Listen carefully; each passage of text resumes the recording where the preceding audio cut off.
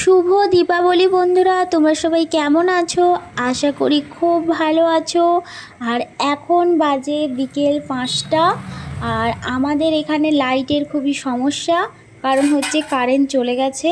তো তারই মধ্যে যতটা পেরেছি তোমাদের সাথে শেয়ার করছি। তো এখন আমি ঠাকুরকে ধূপ দিয়ে তারপরে বন্ধুরা পঞ্চপ্রদীপটা জ্বালালাম।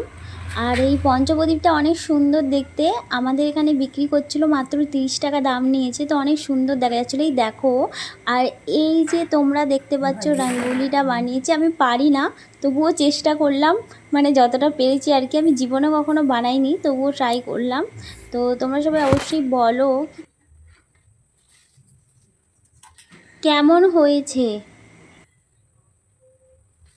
তো বন্ধুরা, এরপর আমি ধীরে ধীরে সমস্ত প্রদীপ নিয়ে আমি চলে এলাম আমাদের দরজার কাছে। তো এখানেও আমি কিছুটা প্রদীপ দিয়ে দিলাম, তারপরে চলে গেলাম আমাদের বাড়ির পেছনে।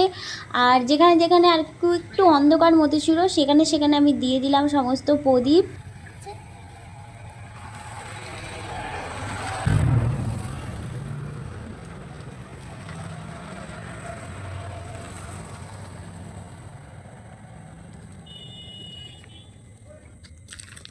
বাড়িতে সমস্ত জায়গায় প্রদীপ দেওয়ার পরে আমি চলে গেলাম আমাদের ঠাকুরতলায়। আর ঠাকুরতলায় গিয়ে আমি উঠতে না উঠতে ভীষণ পরিমাণে গরম লাগছিল। আর কি বলবো, আমি ভাবছি এত গরম কি করে, তারপরে দেখছি ও বাবা, মানে এত পরিমাণে মোমবাতি জ্বেলেছে না, পুরো গরম হয়ে গেছে। আর তারপরে দেখছি কিছু মোমবাতি আর কি নিভে গেছে। তো আমি রেডি হয়ে বেরোবো যখন, না মানে যখন বাতি জ্বালাতে যাব, তখন আর কি আমি ওই মোমবাতিগুলোকে জ্বেলে দিয়ে যাবো, ওটাই বলছিলাম। তারপরে আমি রেডি হয়ে চলে এসেছি সমস্ত জায়গায় আর কি বাতি দেওয়ার জন্য। আর এইখানে আমি বাতি, এটা হচ্ছে মা শীতলার মন্দির। তো কত কিউট।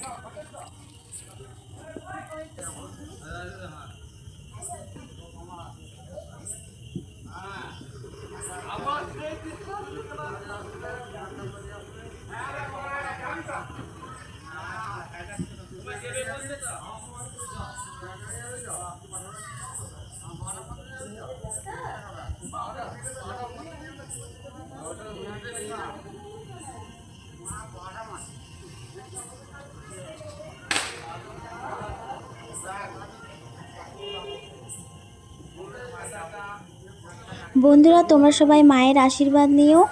আর আজকের কালী পুজো দীপাবলি তোমাদের খুব ভালো কাটুক। আর তোমাদের যদি আমার এই ভিডিওটা ভালো লেগে থাকে, তাহলে অবশ্যই করে আমার চ্যানেলটা লাইক শেয়ার সাবস্ক্রাইব করে দেবে। তো আজকের জন্য আমার ভিডিওটা এখানেই শেষ করলাম। Tata, bye bye.